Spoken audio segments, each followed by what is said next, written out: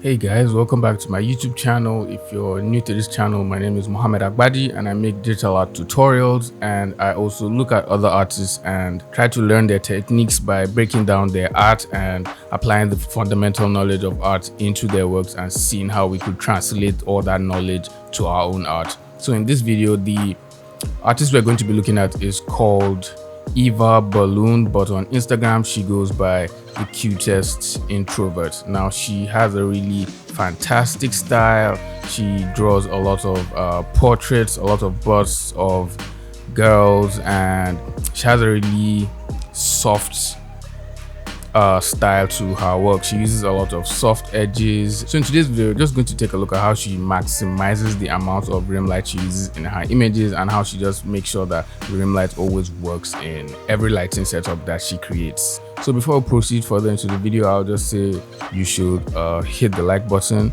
in case you learned anything from this video, because I feel you will learn something from the video. So hit that like button, smash it if that's what you like to do, but make sure you hit the like button. So right now I'm in Photoshop and I already created a little bust of my own here, and I've also used some rim lights here just to show you how this will work, but I'm going to pretty much take it off and I'll just start by explaining how this rim light works, because I've been seeing a lot of people actually using rim light in their work, but they just keep making a little bit of mistakes that you can avoid if you pretty much understand how this works in an image. So first off, we're going to create an object, and then we're going to light it and simulate how different lighting setups are going to work. So take for instance, we have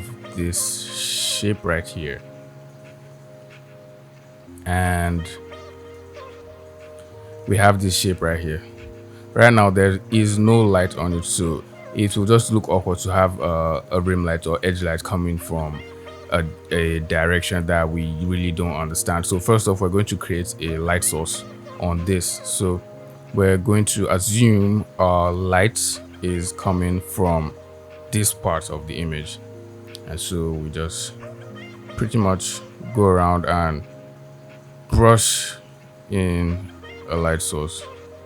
So as you can see, we've created a light source coming in from the right hand side. Now doing this is going to cause shadows on the left hand side. Now every time I take a look at your works, I kind of see you guys making the same mistake and just putting your rim light anywhere. Some of you have even put rim lights right here around where you have your light source, which is totally the opposite of how rim lighting works. So because we have our shadow here, this part of the image, if not that you can see it because of the background, is going to be left in shadow. So all the detail right here, all the forms that you will find on this part of your image of your character or whatever you're rendering are going to be lost. Your rim light is always going to be coming in from behind or from the left hand side of the object. If you have your light source here, say you have a light source coming in from here and it's creating a rim light on this object right now, what you're going to do is you're going to have the planes that are facing directly to your light source are the ones that are going to have the most amount of light. So these planes here that are facing the light source are going to have the most amount of light. Now for the planes that are leaving or receding away from that light source, they're going to have less amount of rim lights hitting them. So sometimes you see the rim light just reduces when it's going down or leaving the source of the light itself. So this part of your object where it's facing, where the light is coming from, is going to have the most amount of that rim light, and sometimes it might even have a little bit of bleed or that. But basically what this is it's accentuating the forms that are on this part of the object and are being lost in shadow. So that is exactly what your rim light does. Rim light is meant to accentuate the forms that are lost in shadow. So if your rim light is not doing that, if you can't tell what forms are on this part, that means you're getting it wrong. And I've seen a lot of you guys do it the same way too, where you just have rim light just going straight down, or it's not really bringing out the forms that are in that part. So let's get back to our character here, and let's take a look at this rim light I did. You can see how I have some of the rim light coming in right here, and you can see how I have some of the rim light just coming into her forms right here. This is to show you that this part of her face, the chin, the plane here is actually going upwards and is protruding a little bit. That's why I have some of this going in. Now most of you will just pretty much just go straight down and not show us the form, show us the planes that are moving. You're not showing us how the planes are moving. You just go straight down like this. This could work too, but usually I really love to just add some more details to the form, so you can pretty much tell what form the light is going across, and you can see it just makes it look a little bit more defined. So that's the same thing I'm doing right here, because I know the neck has two muscles coming this way, and there's a form right here.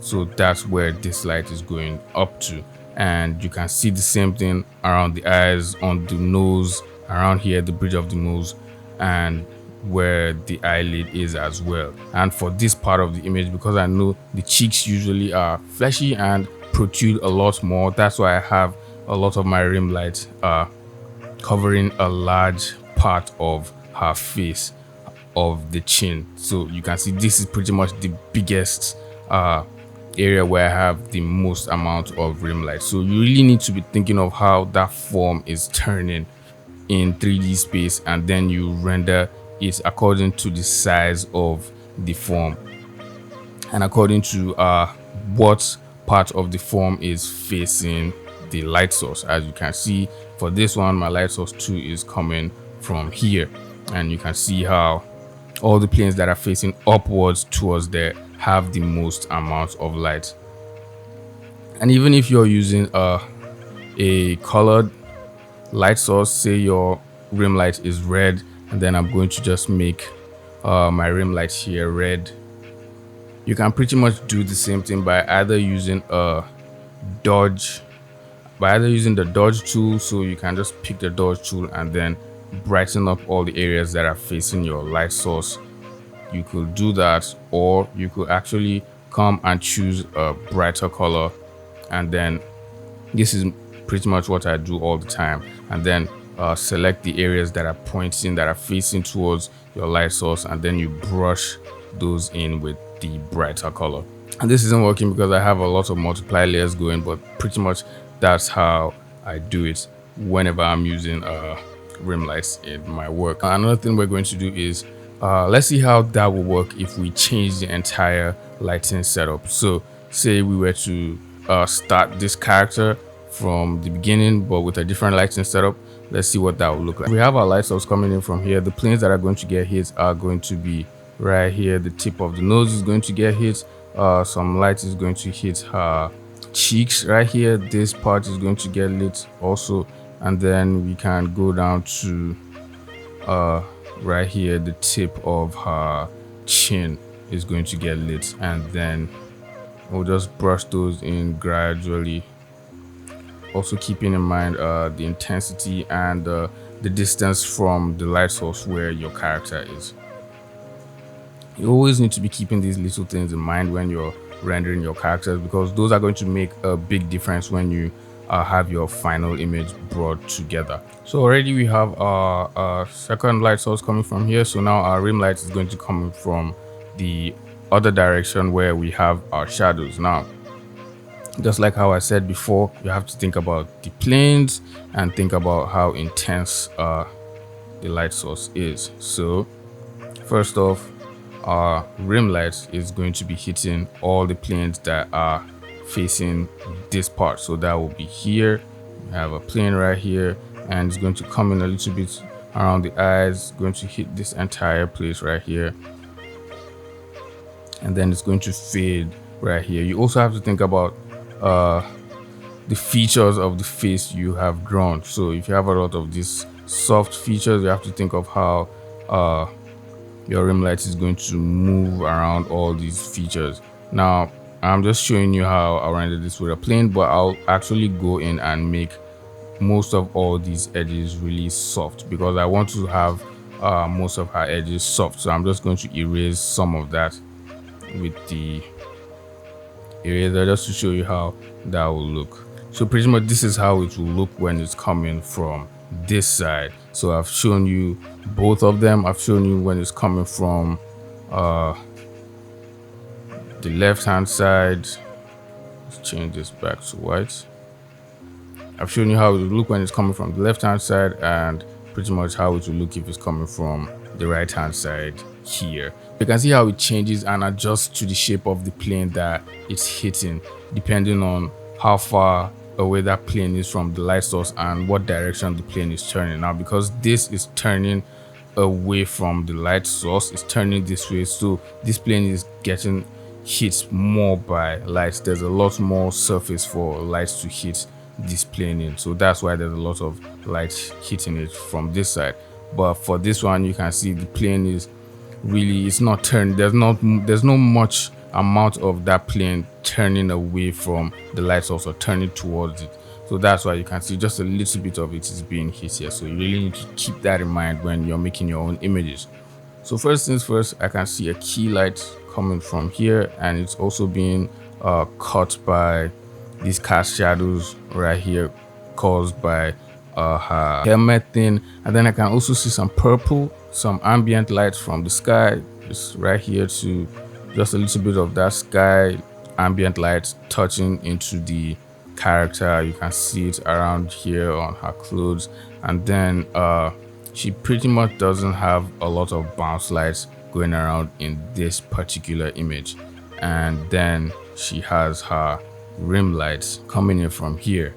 Now, just as much as I said, you can see this part of the rim light has the most amount of that light because this plane is the biggest plane that's facing this light source. So right now, this is the plane that's protruding and facing the light source, so it has more light hitting it. And then when the rim lights leave, and then when the planes leave, recede from the light source, you can see how the rim light becomes less apparent here. Same thing on her lips and right here above her upper lip. You can see how there's just a little amount of rim lights right here. Same with the nose, and the eyes catching a little bit too, and right here on the tip, on the eyebrows area. Now you really want to keep this same thing in mind whenever you're making your own art. You don't just want to be having strong rim lights all through your character like this. It will just make it look a little bit weird unless you're making comic art. If you're doing stuff for comics, that could work. But if you're kind of trying to chase a more realistic image, you can see how it just looks awkward having everything so hard. If you're chasing a realistic style, you really want to pretty much keep this in mind. And I just love how she makes her images. So much contrast with the edges, soft edges against hard edges. Look at this hard edge right here. Everything is just really fantastic. She's a really awesome artist. You guys can go and check out her YouTube channel as well, just to see how she makes some of her images. It's a really fantastic process. I love it. I'll probably even go and study some of her work just to learn this technique too. So if you like this video, make sure you hit the like button and subscribe to my channel if you're new here. I'll see you guys in the next video. Peace out.